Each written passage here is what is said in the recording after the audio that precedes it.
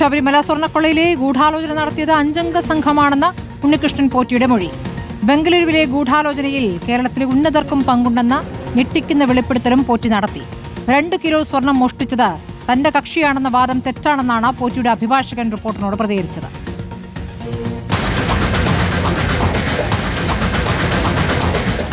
ശബരിമല സ്വർണ്ണക്കവർച്ചയിൽ നിർണായക വെളിപ്പെടുത്തലാണ് സ്പോൺസർ ഉണ്ണികൃഷ്ണൻ പോറ്റിയുടേത്. സ്വർണ്ണക്കൊള്ളയിൽ ഗൂഢാലോചന നടത്തിയത് 5-അംഗ സംഘമാണ്. കൽപേഷ് ഉൾപ്പെടെയുള്ള കർണാടക സ്വദേശികളാണിവർ.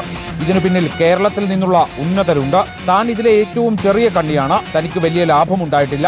വൻ സാമ്പത്തിക നേട്ടമുണ്ടാക്കിയത് ഈ സംഘമാണെന്നും പോറ്റി അന്വേഷണ സംഘത്തിന് മൊഴി നൽകി. ഇതിനിടെ ഇന്നോ നാളെയോ പോറ്റിക്ക് വേണ്ടി അഭിഭാഷകൻ ജോയിന്റ് കസ്റ്റഡി അപേക്ഷ സമർപ്പിക്കും.